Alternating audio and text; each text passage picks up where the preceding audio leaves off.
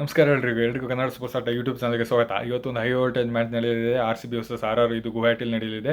ಇದು ಯಾಕೆ high voltage ಅಂದರೆ ಯಾಕೆ RCB ಮತ್ತು RR ಎರಡು ಒಳ್ಳೆ ಪರ್ಫಾರ್ಮೆನ್ಸ್ ಕೊಡ್ತಾ ಇದ್ದಾವೆ, ಒಳ್ಳೆ ಚೆನ್ನಾಗಿ ಆಡ್ತಾ ಇದ್ದಾವೆ ಅಂತ ಹೇಳ್ಬೋದು. ಇನ್ನು 34 ಹೆಡ್ ಟು ಹೆಡ್ ನೋಡೋಕೆ ಹೋದರೆ 34 ಮ್ಯಾಚ್ ಆಡಿದ್ದಾರೆ. ಅದರಲ್ಲಿ RCB ಅವರು 17 ವಿನ್ ಆಗಿದ್ದಾರೆ, RR ಅವರು 14 ವಿನ್ ಆಗಿದ್ದಾರೆ.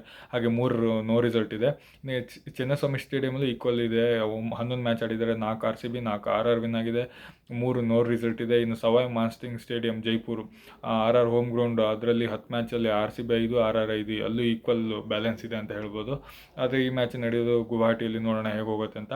ಇನ್ನು RCB ಹೈಯೆಸ್ಟ್ ಟೋಟಲ್ ಬಂದುಬಿಟ್ಟು 205 ಆಲ್ಔಟು RR ಮೇಲೆ. RRದವ್ರದ್ದು 217ಕ್ಕೆ 4 ವಿಕೆಟ್ RCB ಮೇಲೆ ಅಂತ ಹೇಳ್ಬೋದು. ಇನ್ನು ಒಂದ್ಸಲ RCB ಅವರು 58ಕ್ಕೆ ಆಲ್ಔಟ್ ಮಾಡಿದ್ರು RRನ. ಇದು ಒಂದೊಂದು ಲೋಯೆಸ್ಟ್ ಟೋಟಲ್ಸ್ ಇನ್ನು IPL ಅಂತ ಹೇಳ್ಬೋದು.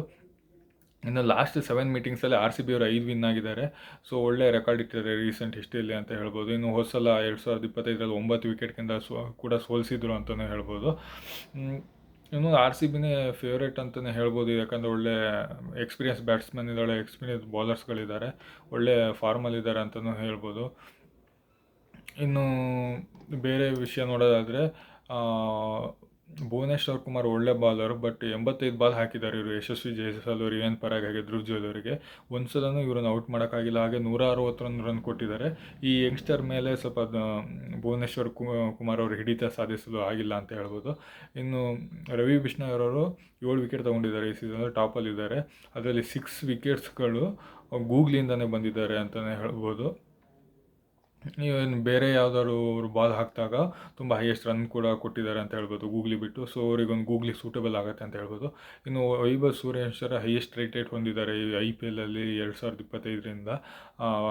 ಇನ್ನು ಪವರ್ ಪ್ಲೇಯಲ್ಲಿ ಅಂತ ಬೇರೆ ಯಾರೋ ಬ್ಯಾಟ್ಸ್ಮನ್ಗಿಂತ 227 ಸ್ಟ್ರೈಟ್ ರೇಟಲ್ಲಿ ಬ್ಯಾಟಿಂಗ್ ಮಾಡ್ತಾ ಇದ್ದಾರೆ ಅಂತ ಹೇಳ್ಬೋದು. ಇನ್ನು ಪ್ರಿಯಾಂಶ್ ಆರ್ಯ ಅವರು 180ರಲ್ಲಿ ಹೊಡಿತಾ ಇದ್ದಾರೆ ಅಂತ ಹೇಳ್ಬೋದು. ಸೊ ವೈಭವ್ ಸೂರ್ಯವಂಶಿ ಅವರು ಒಂದು 15 ವರ್ಷ ಆದರೂ ತುಂಬ ಅತ್ಯುತ್ತಮವಾಗಿ ಬ್ಯಾಟಿಂಗ್ ಮಾಡ್ತಾರೆ ಅಂತ ಹೇಳ್ಬೋದು. ಇನ್ನು ಯಾವುದೇ ಇಂಜುರೀಸ್ ಇಲ್ಲ, ಇನ್ನು ಸೇಮ್ ಟೀಮೇ ಹೋಗ್ಬೋದು ಅಂತ ಮಾಡ್ಕೊತೀವಿ. ಇನ್ನು RCBಲಿ ಪತ್ತೇದಾರ್ ಕ್ಯಾಪ್ಟನ್ ಇರ್ತಾರೆ, ಕೊಹ್ಲಿ ಹಾಗೆ ಪಿಲ್ಸಾಟ ಓಪನಿಂಗ್ ಬರ್ಬೋದು, ದೇವದತ್ತ ಪಡಿಕಲ್ಲು, ಟೀಮ್ ಡೇವಿಡ್, ರೆಮೇಶ್ ಶೆಪರ್ಡ್ ಅವ್ರದ್ದೇ ಇರ್ತಾರೆ, ಕೃಣಾಲ್ ಪಾಂಡ್ಯ ಅವರು ಒಳ್ಳೆ ಬಾಲಿಂಗ್ ಹಾಕಿದ್ರು, ಭುವನೇಶ್ವರ್ ಸಿಂಗ್, ಅಭಿನವ್ ಸಿಂಗಿಗೆ ಇನ್ನೊಂದು ಚಾನ್ಸ್ ಕೊಡ್ಬೋದು ಅಂತ ಮಾಡ್ತೀನಿ, ಜೇಕಬ್ ಡೆಫೀಡ್, ಸುರೇಶ್ ಶರ್ಮಾ ಇವರೇ ಇರ್ಬೋದು ಅಂತ ಮಾಡ್ತೀನಿ. ಹಾಗೆ ಇನ್ನು ಸೇಮ್ ಟೀಮ್ ಇಲ್ಲೂ ಇರುತ್ತೆ ಅಂತ ಭಾವಿಸ್ತೀನಿ, ಯಾಕಂದರೆ ಯಶಸ್ವಿ ಜೈಸ್ವಾಲ್ ಹಾಗೆ ವೈಭವ್ ಸೂರ್ಯವಂಶಿ ಒಳ್ಳೆ ಓಪನಿಂಗ್ ಇದೆ.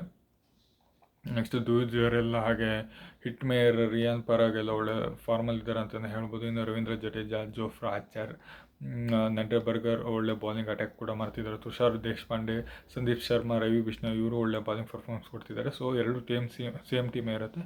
ಒಂದು ಒಳ್ಳೆ ಪೈಪೋಟಿ ನಿರೀಕ್ಷಣೆ ಮಾಡ್ಬೋದು ಇವತ್ತು ಅಂತ ಹೇಳ್ಬೋದು. ಇತ್ತೀಚಿನ ಪಂದ್ಯಗಳು ಒಳ್ಳೆ ಕುತೂಹಲ ಘಟ್ಟದ ಬರ್ತಾ ಇದೆ. ಈ ಮ್ಯಾಚ್ ಒಳ್ಳೆ ಕುತೂಹಲಕಾರಿ ಇರ್ಬೋದು ಅಂತ ನಿರೀಕ್ಷೆ ಮಾಡೋಣ. RCB ಈ ಸಲನೂ ಒಳ್ಳೆ ಟೀಮ್ ಇದೆ, ಗೆಲ್ಲೋ ಚಾನ್ಸಸ್ ಇದೆ. ಧನ್ಯವಾದಗಳು.